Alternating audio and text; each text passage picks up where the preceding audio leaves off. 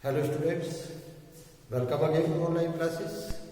Students, as you know that UP government has denied for online classes since 1st May. So you are not getting your online classes. But as 2 days before, government declared that we can continue our online classes. So today you are getting your videos. As I promised you that you will get Zoom classes, but unfortunately we could not set up our network.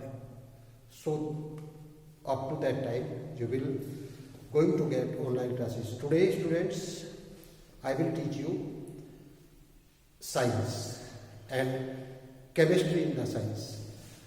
For 10th class, chapter 1st, name of the chapter is chemical reactions and chemical equations. Students, first of all, we want to know what is chemical reactions. Students, you know that there are two kinds of changes. आप जानते हैं हमारे चारों तरफ भिन्न भिन्न प्रकार के परिवर्तन होते रहते हैं और वे परिवर्तन दो तरह के होते हैं. जो परिवर्तन होते हैं, जो चेंजेस होते हैं, वो दो तरह के होते हैं. आपने 9th क्लास में पढ़ा होगा. एक चेंज होते हैं जो परमानेंट होते हैं, उन चेंजेस को हम कहते हैं केमिकल चेंजेस, और जो दूसरे टेम्परेरी होते हैं उन चेंजेस को हम कहते हैं फिजिकल चेंजेस. अब स्टूडेंट ध्यान दें, जो फिजिकल चेंजेस होते हैं उन फिजिकल चेंजेस में परमानेंट चेंज नहीं होते हैं. यानी जो फिजिकल चेंज होते हैं वो अस्थायी होते हैं, कुछ समय के लिए होते हैं, और हम किसी भी पदार्थ को वापस उसी अवस्था में प्राप्त कर सकते हैं. एग्जाम्पल हम क्या ले सकते हैं, जैसे पानी की अवस्था परिवर्तन आप ले यदि, तो पानी ठोस हो सकता है जब वो बर्फ के रूप में होता है. तो ice solid form of water, liquid form of water जो होता है वो वाटर होता है, और जो गैसियस फॉर्म होती है वो स्टीम होती है. तो जिस तरह से हम आइस को कन्वर्ट कर सकते हैं किसमें, वाटर में, और वाटर को कन्वर्ट कर सकते हैं हम स्टीम में. स्टीम को फिर से हम किस में कन्वर्ट कर सकते हैं, वाटर में कन्वर्ट कर सकते हैं, और वाटर को फिर से हम आइस में कन्वर्ट कर सकते हैं. तो ये जो चेंजेस हैं, ये चेंजेस टेम्परेरी हैं, इसलिए इनको हम फिजिकल चेंज कहते हैं. तो फिजिकल चेंज में जो सब्सटेंसेस होते हैं, जो पदार्थ होते हैं, जो मटेरियल्स होते हैं, उनके जो एटम्स की कॉम्बिनेशंस होती हैं वो चेंज नहीं होती हैं. इसलिए वो जो परमानेंट होते हैं वो जो चेंजेस होते हैं वो टेम्परेरी होते हैं, उनको फिजिकल चेंज कहा जाता है. दूसरे जो चेंजेस होते हैं वो होते हैं केमिकल चेंजेस. जो केमिकल चेंजेस होते हैं वो केमिकल चेंजेस परमानेंट चेंज होते हैं, यानी उन चेंजेस को फिर आप पुनः उसी अवस्था में प्राप्त नहीं कर सकते.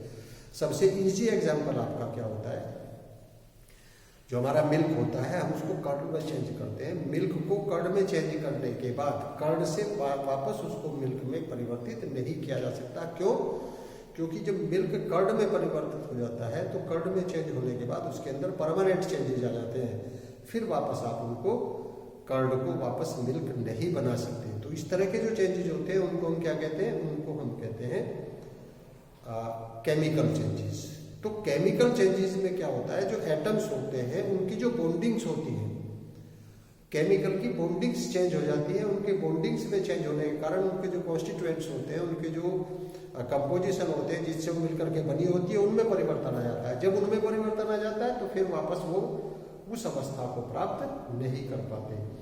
तो जो केमिकल रिएक्शंस होती है हमारी, वो केमिकल रिएक्शंस किसके कारण होती है, वो केमिकल रिएक्शंस हमारी होती है परमानेंट या केमिकल चेंजेस के कारण. एग्जाम्पल हम यदि दें, हम ए और बी को यदि आपस में मिलाते हैं और वो ए और बी मिलकर के क्या बन जाता है, ए बी बन जाता है. अब यहां हम देखें इस ए की जो प्रॉपर्टीज है और इस बी की जो प्रॉपर्टीज है, जो हमारा नया सब्सटेंस बना है ए बी, इसकी प्रॉपर्टीज इसकी प्रॉपर्टीज है इसकी प्रॉपर्टीज से डिफरेंट होती है. क्यों होती है? क्योंकि इसका जो कंपोजिशन है वो डिफरेंट तरह का है, इसका कंपोजिशन डिफरेंट तरह का है.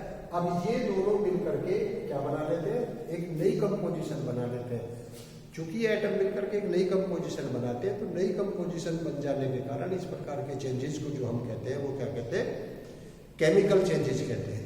अब जो केमिकल चेंजेस होते हैं स्टूडेंट्स, वो केमिकल चेंजेस ही केमिकल रिएक्शन कहलाते हैं। यानी केमिकल चेंजेस होना वो क्या कहलाएगा, एक प्रकार से केमिकल रिएक्शन होना। अब एग्जाम्पल ले लेते हैं, दो चीजें हम लेते हैं। देखिए हमने क्या ले लिया, हमने हाइड्रोजन गैस ले ली और हमने ऑक्सीजन गैस ले ली। हाइड्रोजन गैस और ऑक्सीजन गैस को यदि हम दोनों को आपस में मिलाते हैं तो वो मिलकर के क्या बन जाता है, हमारा वाटर बन जाता है। अब स्टूडेंट्स देखें, यदि हम इसको देखें तो जो हमने हाइड्रोजन गैस ली थी वो क्या थी, वो गैस थी, और जो ऑक्सीजन ली थी वो भी क्या थी, गैस थी।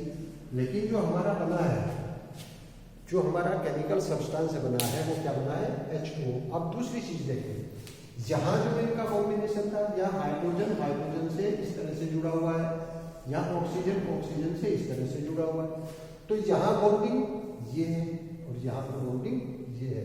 लेकिन यहाँ यदि हम देखें तो यहाँ पर बॉन्डिंग ये होती है। तो इसका मतलब क्या हुआ कि जो ये बॉन्ड बने हुए थे ये टूटे, ये जो बॉन्ड बने हुए थे ये टूटे और नए बॉन्ड बने हुए इस तरह से।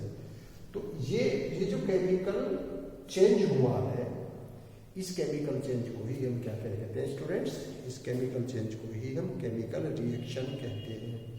तो केमिकल रिएक्शन हमारी कब होती है, केमिकल रिएक्शन हमारी तब होती है जब किसी भी केमिकल सब्सटेंस के बॉन्ड्स टूट जाते हैं और नए बॉन्ड्स बन जाते हैं, तो वो केमिकल रिएक्शन होती है। अब इसको हम वापस इसमें बदलने के लिए हमें क्या करना पड़ेगा, एक नई तरह की केमिकल रिएक्शन करानी पड़ेगी, तब जा करके वो चेंज होगा। बिना केमिकल रिएक्शन के चेंज नहीं होगा। एग्जाम्पल यदि स्टूडेंट्स देखें, burning of magnesium in air. यदि हम मैग्नीशियम को हवा में जलाते हैं तो जब मैग्नीशियम हवा में चलता है, हवा के अंदर ऑक्सीजन होती है, मैग्नीशियम हवा में चलता है, इसका मतलब क्या हुआ कि मैग्नीशियम एयर के अंदर उपस्थित ऑक्सीजन के साथ रिएक्शन करता है। तो हम मैग्नीशियम को ऑक्सीजन में जलाते हैं। अब ये मैग्नीशियम और ऑक्सीजन, इनके बीच के जो बॉन्ड्स हैं वो टूट जाते हैं और टूटने के बाद नए बॉन्ड बनते हैं। इसको भी यदि हम देखें स्टूडेंट्स, तो यहाँ मैग्नीशियम के अंदर कोई बॉन्ड नहीं है, लेकिन यहाँ ऑक्सीजन के बीच में ये बॉन्ड है, और यहाँ हमारा जो बना है वो किस तरह से बना है, MgO-Mg।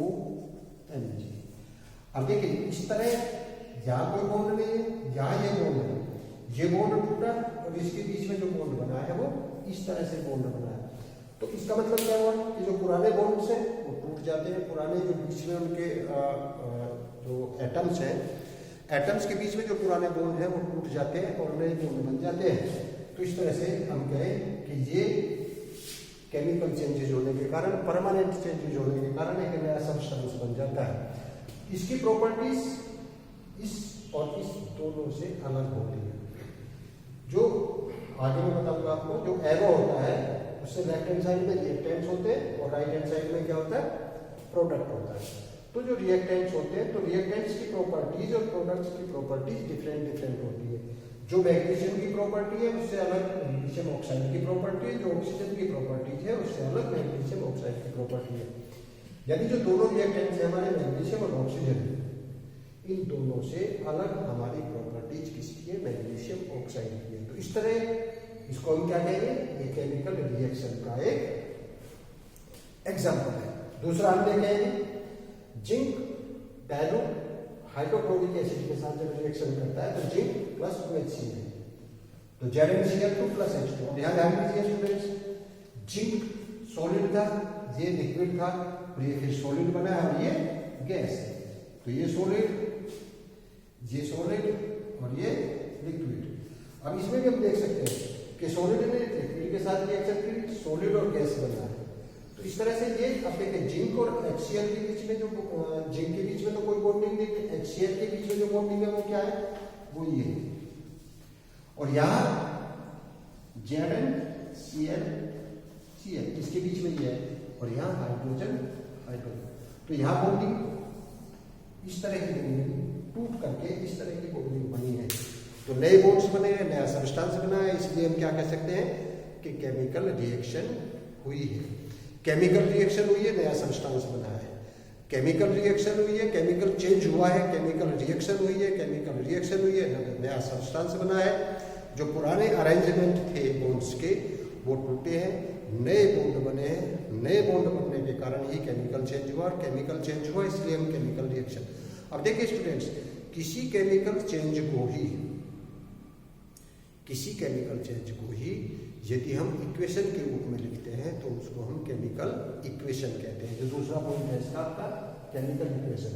यानी हम यदि एक चीज है कि हम ए में यदि हम बी को मिलाते हैं तो हमें ए बी प्राप्त होता है।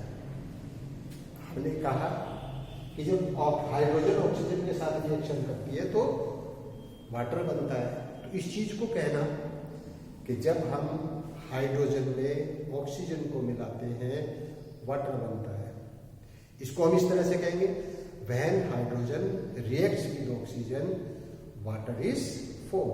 अब इतनी बात को कहना, और इसी बात को यदि हम सिंबल्स के रूप में, हाइड्रोजन का सिंबल क्या है, हाइड्रोजन H, ऑक्सीजन का सिंबल क्या है O, और वाटर का सिंबल क्या है H2। तो इस बात को इतने से कहना कि when hydrogen reacts with oxygen water is form, और इसी को कहना 2H2 plus O2 equal to 2H2।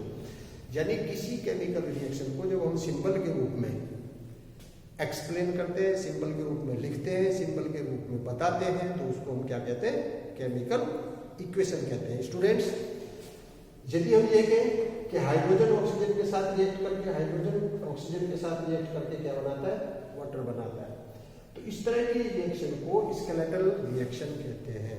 Skeletal यानी जब हम किसी चीज को बताते हैं hydrogen reacts with oxygen water is form. और जब हम इस रिएक्शन को क्या कर देते हैं, बैलेंस कर देते हैं, तब वो बैलेंस्ड रिएक्शन। तो इसका मतलब क्या हुआ, केमिकल इक्वेशन जो होती है वो दो तरह की होती है, एक स्केलेटल इक्वेशन और दूसरी होती है बैलेंस इक्वेशन।